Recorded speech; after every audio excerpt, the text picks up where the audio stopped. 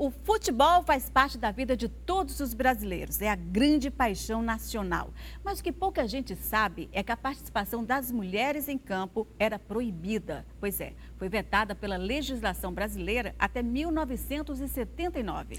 Décadas se passaram, as mulheres em campo tiveram conquistas, mas a luta continua. E é necessário revisitar os caminhos percorridos pelo futebol feminino no país e no Ceará para que a gente possa compreender o atual panorama da modalidade e por que ainda há disparidade em relação à prática masculina. Afinal, futebol, Lana, também é coisa de mulher. Com certeza. Então entra na roda que hoje nossa conversa é sobre futebol no ritmo de samba. Vem!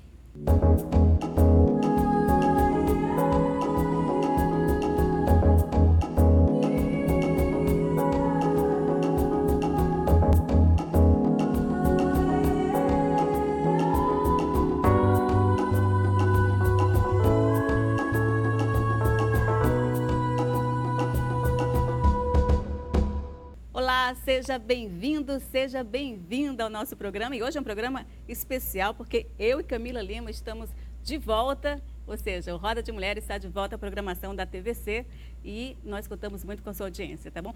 E no programa de hoje vamos falar de duas paixões nacionais, né? Que é o futebol e o samba. É verdade, Lana. Estamos muito felizes, né, de estar de volta à programação aqui da TVC com o nosso Roda de Mulheres e hoje recebendo mais mulheres maravilhosas aqui na nossa roda, né? Para falar grande e bonita hoje. Grande e bonita, Florida, né? Sobre esse assunto, essas duas paixões nacionais, né? E para falar sobre esse assunto, nós estamos recebendo aqui várias mulheres. Primeiro as meninas da banda, né? O samba, a Roda das Minas, né? Com a Clarice, a Thaís e também a Brena. E além dessas outras três aqui, Lana. Que vem para falar de futebol feminino, não é isso? Temos aqui a Ingrid, que está representando a torcida antifascista do Vozão, não é isso? A Lana, que é assessora do Fortaleza, e a Karine, que é comentarista esportiva. E jornalista também, né? Colega. Olha, gente, muito obrigada pela presença de todos vocês. Eu gostaria de conversar, porque quando eu comecei a produzir essa pauta, eu vi a importância e a necessidade de se falar sobre futebol feminino, né? E vendo o livro da Karine, que ela fala sobre os impedimentos da mulher, quer dizer, que as mulheres, os impedimentos começam antes da mulher entrar em campo, né? Eu queria que você falasse um pouco mais sobre isso. Exatamente. Eu fiz o livro em 2017 como trabalho de conclusão de curso de jornalismo e eu estava tentando unir alguma coisa que pudesse juntar o universo feminino, que é uma coisa que eu gosto muito de falar, o esporte, que eu entrei no jornalismo por causa disso, e a parte histórica também. Eu sempre gostei muito de falar dessa questão histórica e pesquisando alguns temas possíveis para falar, eu me deparei com futebol feminino porque eu vi que só se falava em futebol feminino aqui no estado do Ceará, aqui em Fortaleza, desde 2008. De 2008 para cá... Começaram a falar a partir dessa data. Sim, a partir de 2008. Mas já existe lá por trás, exatamente, uma história. Porque 2008 foi um marco, digamos assim, porque foi quando começou o campeonato oficial pela Federação Cearense de Futebol, o campeonato feminino. Mas não existia nenhum registro, nada antes disso. E eu perguntei, não é possível que antes disso não tenha tido futebol cearense aqui em Fortaleza, aqui no estado. E foi quando eu fui procurar e descobri que teve um campeonato em 1983, que foi até o time do Ferroviário, que foi campeão, e no site do Ferroviário consta esse título, mas ninguém, assim, sabia falar. Eu perguntei, no site tem um título feminino, quem pode falar sobre isso?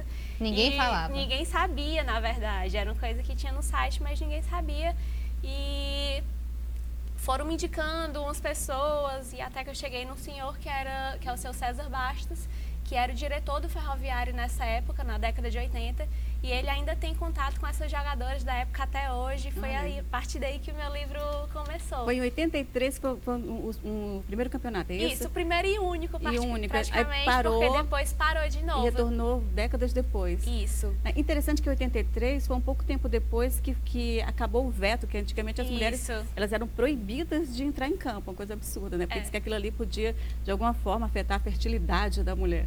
Enfim, o futebol feminino ele foi proibido por lei, realmente, de 41 a 1979, e sendo que em 83 foi só em 83 que ocorreu a regulamentação do futebol feminino. Em 79 eles tiraram o decreto que proibia, mas só em 83 que teve a regulamentação. E essa regulamentação, ela versa sobre isso, né? Em cima disso, das limitações, digamos assim, da mulher em campo, né? Que ela, a trave seria de um tamanho específico, né? A bola seria mais leve que a convencional jogada nos campos masculinos, né? Era todo em cima já dessas supostas limitações femininas, né? Era... Isso. Eu sempre falo que, e é daí que surgiu o título do livro, né? Que o livro se chama A Verdadeira Regra do Impedimento, que eu sempre falo que pra gente, que é mulher, que é torcedora, que é jornalista, que tá de algum modo dentro dessa área de esporte, a verdadeira regra do impedimento, ela tá fora dos gramados. Porque sempre, se você é mulher, com certeza as meninas aqui já ouviram isso, que vão perguntar: ah, você gosta de futebol, então explica a regra do impedimento. Então eu tenho certeza que elas duas já ouviram isso, porque é uma coisa recorrente para toda mulher que gosta dessa área. Então eu falo que o título do livro então surge a partir disso, que é uma regra, digamos assim, que está fora dos gramados. Nessa questão da visibilidade do futebol feminino, né? A Copa que aconteceu há pouco tempo, a Copa do Mundo Feminino, ela conseguiu, acho que foi pela primeira vez que uma Copa do Mundo Feminino ela é transmitida em rede nacional e teve realmente uma grande visibilidade. Eu queria saber que a Lana também falasse e a Ingrid também falasse a respeito disso. Como essa visibilidade que foi dada pela Copa, como é que ela se reflete, né? no campo? No futebol estadual, por exemplo. Então, a Copa do Mundo Feminina trouxe repercussões positivas para o Ceará. A gente já percebeu que houve um aumento na média de público que compareceu para assistir aos jogos, né? E foi num momento importante, já que o time feminino do Ceará estava disputando uma vaga na Série A1.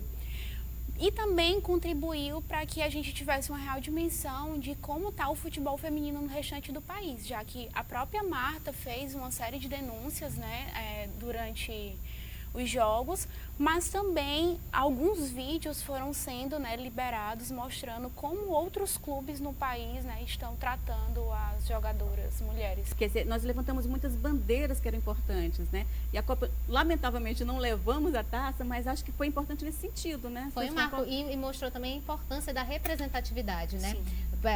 Na Copa, as pessoas, tanto mulheres como homens, puderam se perguntar: onde é que está o futebol feminino, que eu nunca vejo na TV, não é televisionado, né? Não ouço no rádio. A gente vê o futebol masculino, tem milhares de campeonatos brasileiro, estadual, mas a gente não vê as meninas na tela, né? Mais né? do que isso, que as mulheres, elas têm competência de estar no campo jogando o mesmo tempo que os meninos e na mesma forma, não é isso? O que acontece é que por a gente não ter essa questão de estar com todas as transmissões de todos os campeonatos, a Copa ela trouxe essa visibilidade e o acesso à informação. Então, assim, se antes as pessoas não tinham esse interesse, a questão do aumento do público, a gente teve uma procura, aumentou a procura de escolinha, de como, eu quero fazer um teste no clube, como é que eu faço? Lá no Fortaleza a gente sentiu muito, principalmente porque a gente está em fase de montagem e fechamento de elenco para disputar as duas próximas competições, que é um torneio de desenvolvimento sub-20 e o Campeonato Cearense. Então, porque é a questão do acesso à informação mesmo.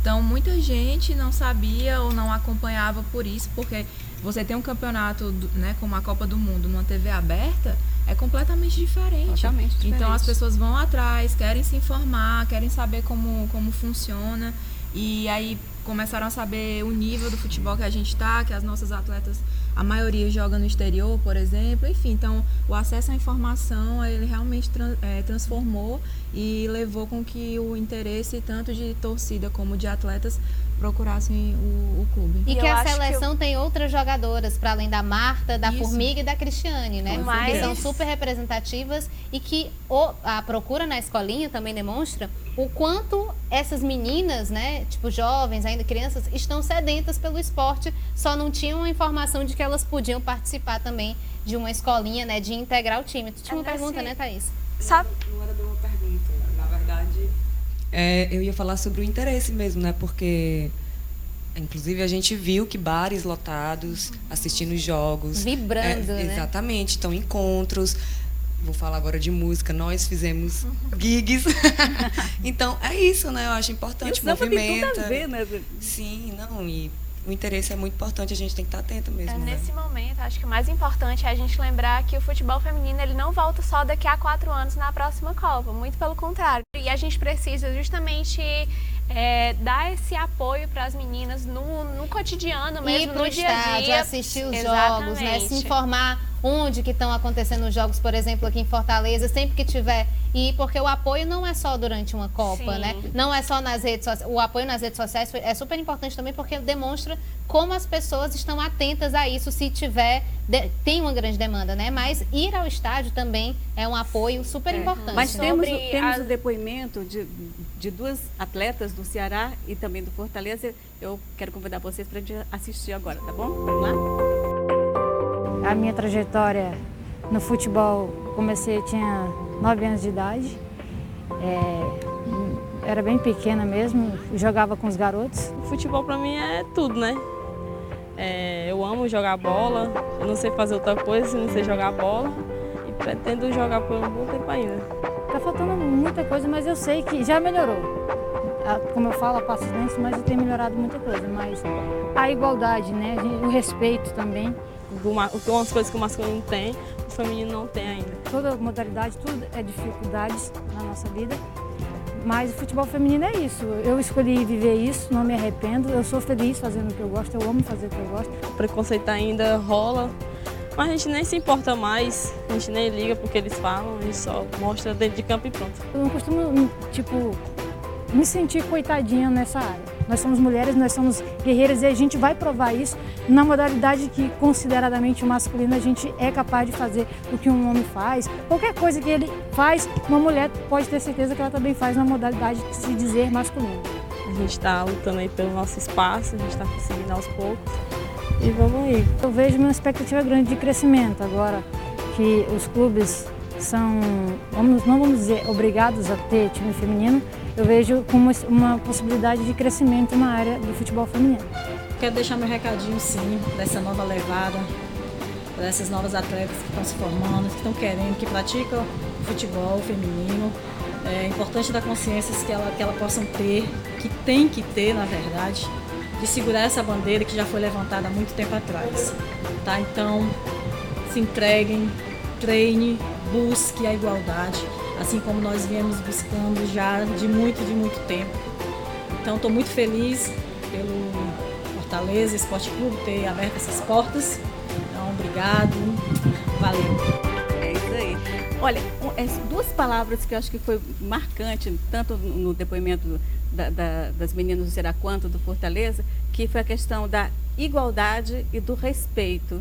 Né? Eu queria que vocês colocar isso aqui na roda para a gente comentar um pouco a respeito disso. Né? O que acontece é que existe, por exemplo, vamos falar de Campeonato Brasileiro, por exemplo.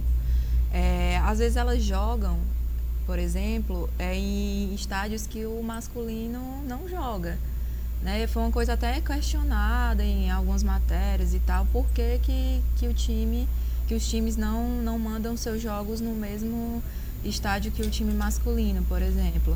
Então, assim, existem algumas dessas diferenças que incomodam, isso sem falar do básico, o salário. E que vão fazer toda a diferença no resultado também, né? Isso, exatamente. A gente ouviu muito durante a Copa falando sobre a seleção brasileira, né? Que a seleção não tinha um alto nível, mas como você alcançar um alto nível se você não tem um investimento naquele time? A gente vai lá para trás trazendo as questões de base.